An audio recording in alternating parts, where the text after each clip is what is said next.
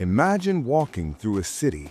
The streets are laid out in a perfect grid, running strictly north to south, east to west. The houses are uniform, built from standardized bricks.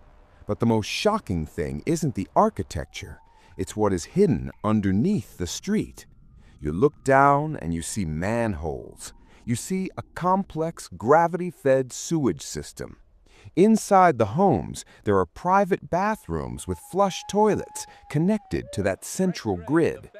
Now, imagine I told you this isn't London in the 1800s. It isn't New York in the 1900s. This city stood 4,500 years ago.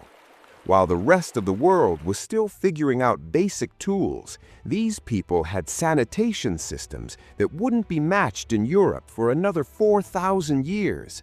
They were the masters of water, the architects of the impossible. And then, in the blink of an eye, they simply vanished.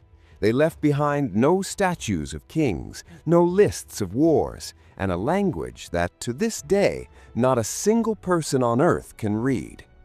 Who were they, and how does a civilization this advanced just disappear?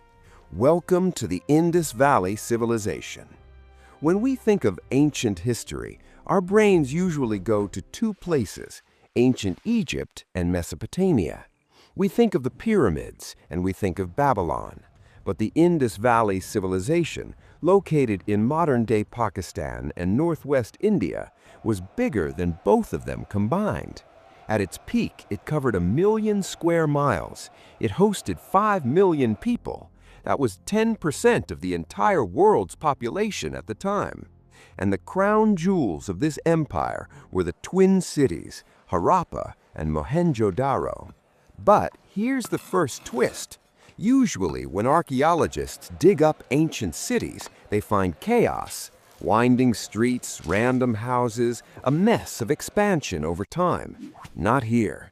Mohenjo-daro looks like it was designed by a modern city planner on a computer.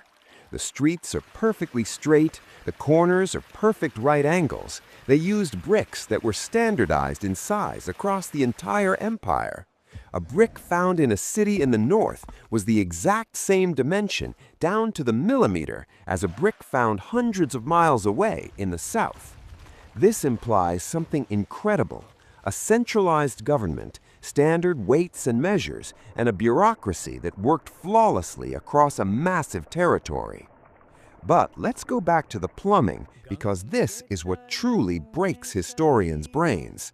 In Mohenjo-daro, almost every house had a bathing area. The dirty water drained out through terracotta pipes in the walls, flowed out of the house, and dumped into street drains. These drains weren't open sewers like you'd see in medieval Europe, where waste flowed in the streets. No, these drains were covered with limestone blocks. They had inspection holes, manholes, so workers could clean them. They had soak pits to filter solid waste. Think about that. Versailles, the palace of the kings of France, built in the 1600s, didn't have flush toilets. It smelled terrible. Yet 4,000 years before the King of France was born, the people of the Indus Valley were washing their waste away with water. They also built the Great Bath. It looks like a swimming pool lined with bitumen, a natural tar, to make it perfectly waterproof. Scholars think this wasn't for fun. It was likely for ritual purification, because here is the strangest part about this civilization. They were obsessed with cleanliness, but they didn't seem to care about power. This is the biggest mystery of the Indus Valley. Look at Egypt. You have giant statues of pharaohs. You have temples covered in names of kings. Look at me. Look what I built. Look at Mesopotamia. You have palaces for the rulers and mud huts for the poor. But in the Indus Valley, we have found nothing. No palaces, no giant temples, no statues of great conquerors, no depictions of warfare or armies.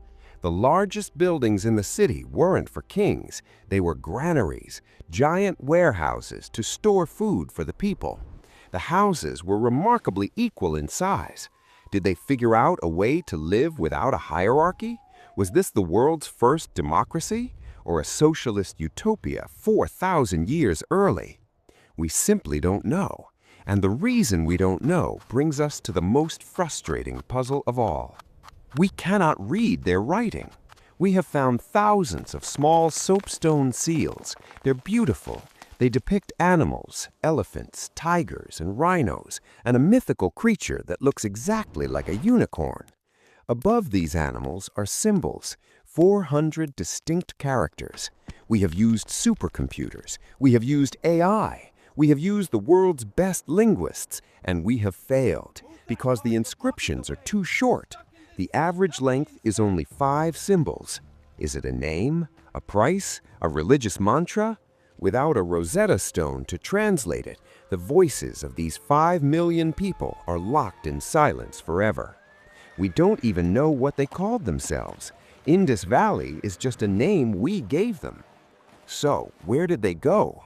For a long time, historians thought it was an invasion. The Aryan invasion theory suggested a violent end, but archaeologists found very few weapons. There are no signs of a massive burning or a great war. The bodies found in the streets didn't die from swords, they died from neglect. The killer wasn't an army, it was the planet. The Indus Valley relied on the monsoons and a massive river system, possibly the legendary Saraswati River. Around 1900 BC, the climate shifted. The monsoons moved east. The great river began to dry up. The grid cities started to crumble. The drains clogged. The standard bricks were replaced by sloppy construction.